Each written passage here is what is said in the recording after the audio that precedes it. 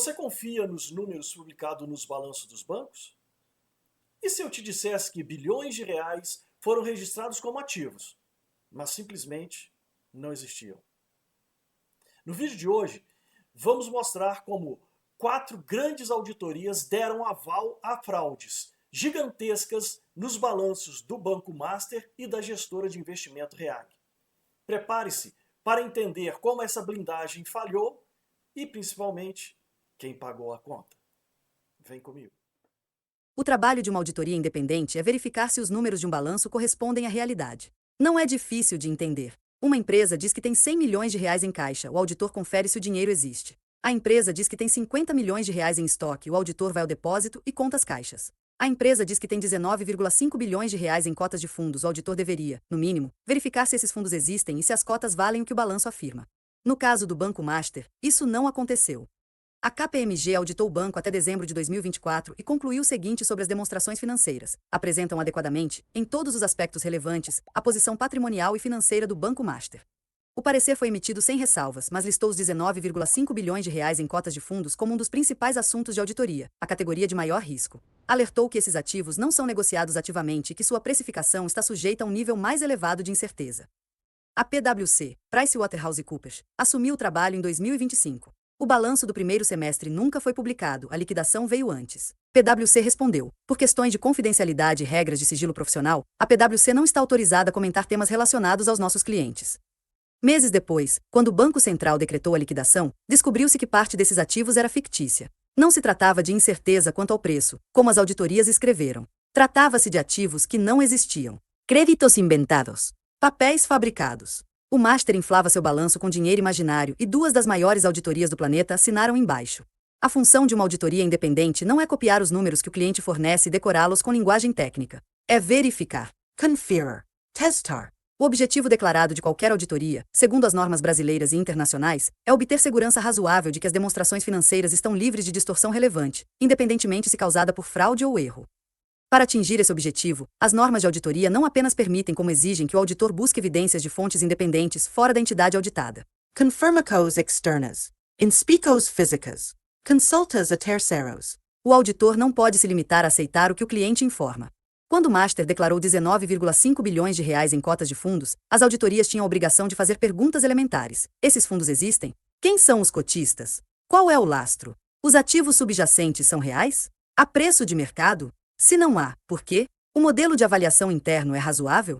Quando o Master declarou 8,7 bilhões de reais em precatórios, as auditorias tinham a obrigação de verificar a titularidade. Os precatórios estão registrados em nome do banco? A documentação é consistente? Os valores correspondem aos processos judiciais de origem?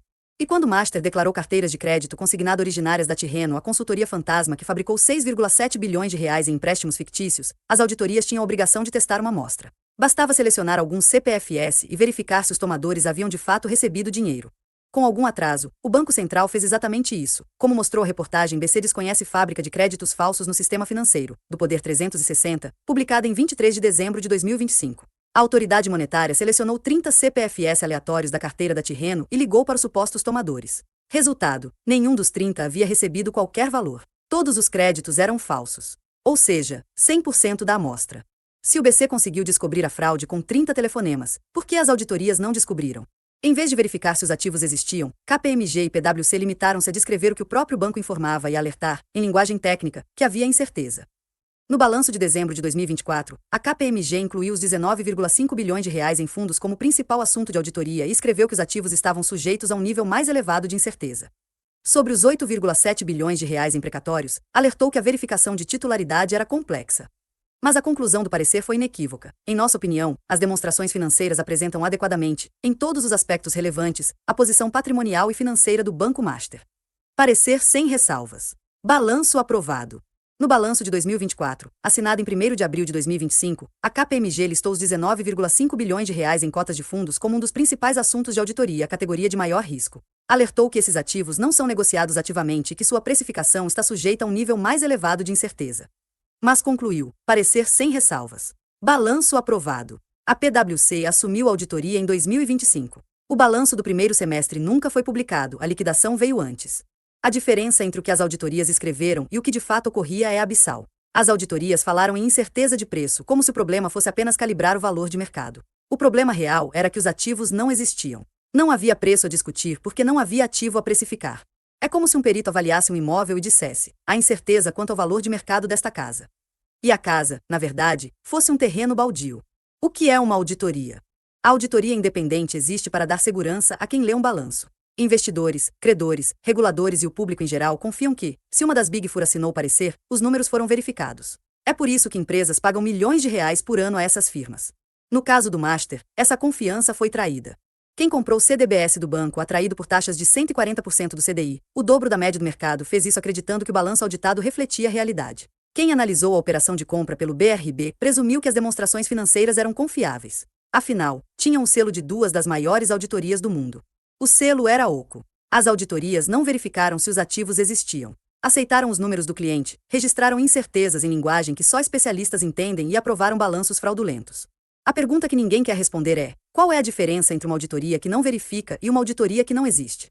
O caso Master não é isolado. As grandes auditorias desenvolveram, ao longo dos anos, um repertório de expressões técnicas que permitem alertar sem reprovar. Incerteza quanto ao preço, por exemplo. Outra, complexidade na verificação. Ou julgamentos e estimativas da administração.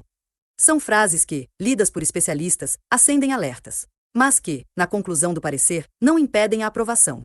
O mecanismo funciona assim: o auditor identifica um problema grave, digamos, 19,5 bilhões de reais em ativos sem lastro verificável.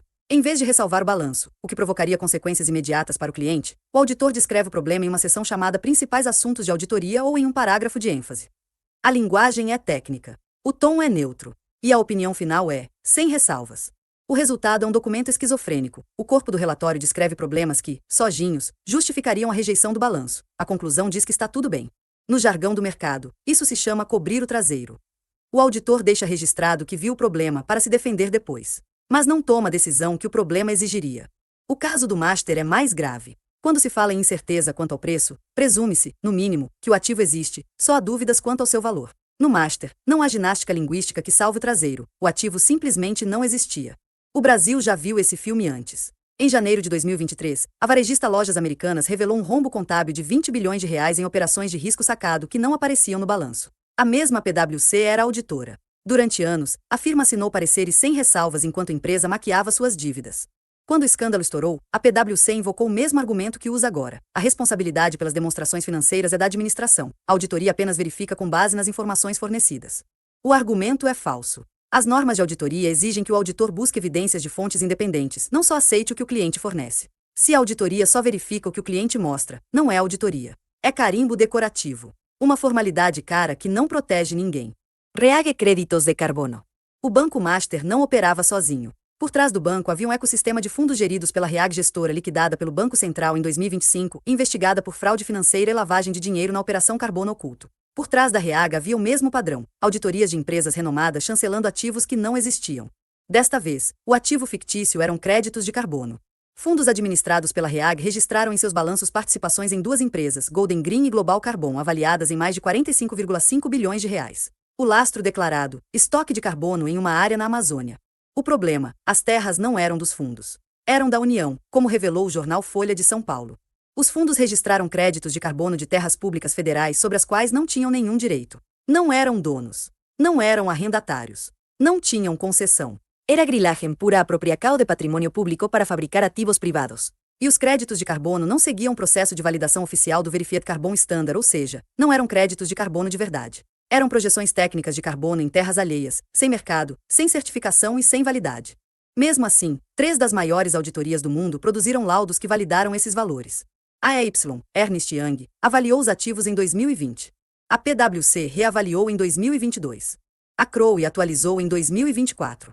Nenhuma das 3 fez a verificação mais elementar: de quem é a terra. Bastava uma consulta ao cadastro fundiário para descobrir que as áreas pertenciam à União.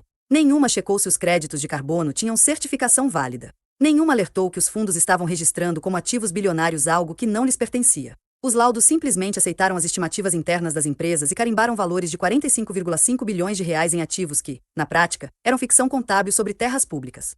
O mecanismo era o mesmo do Master: criar ativos fictícios, registrá-los no balanço com chancela de auditoria e usar o patrimônio inflado para captar dinheiro de verdade, seja via emissão de CDBS, seja via empréstimos bancários. O INCRA, Instituto Nacional de Colonização e Reforma Agrária, identificou a irregularidade e apontou que a operação causava prejuízo à União. As autoridades intervieram. A REAG foi liquidada. Mas os investidores que compraram cotas dos fundos, os credores que emprestaram dinheiro com base nos balanços auditados e o BRB que comprou carteiras lastreadas nesses fundos ficaram com prejuízo.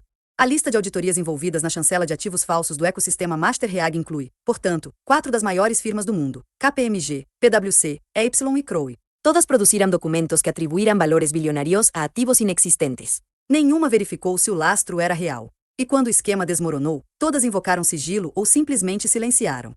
Auditorias que prestam serviços falhos não são novidade no mundo. Quando o planeta foi abalado pela crise financeira decorrente da quebra nos Estados Unidos do Lehman Brothers em 2008, por causa de créditos imobiliários podres, houve um processo na Justiça de Nova York em que Ernst Young foi acusada de ajudar a esconder problemas. A Epsilon auditava o Lehman Brothers naquela época. A Câmara dos Lordes britânica criticou toda a classe contábil do Reino Unido como complacente. A Ernst Young acabou aceitando fazer um acordo de 10 milhões de dólares, mas não admitiu irregularidades. Na África, pelo menos PwC e KPMG estiveram entre as empresas de auditoria apontadas como facilitadoras no processo de acumulação e ocultação da fortuna de Isabel dos Santos, filha de José Eduardo dos Santos, de 1942 a 2022, que foi presidente angolano de 1979 a 2017. O sigilo profissional existe para proteger informações confidenciais obtidas durante o trabalho de auditoria. Não existe para blindar auditorias de perguntas sobre seu próprio julgamento técnico. A reportagem não pediu acesso a documentos internos do Master. Perguntou por que as auditorias aprovaram balanços que, meses depois, se revelaram fraudulentos.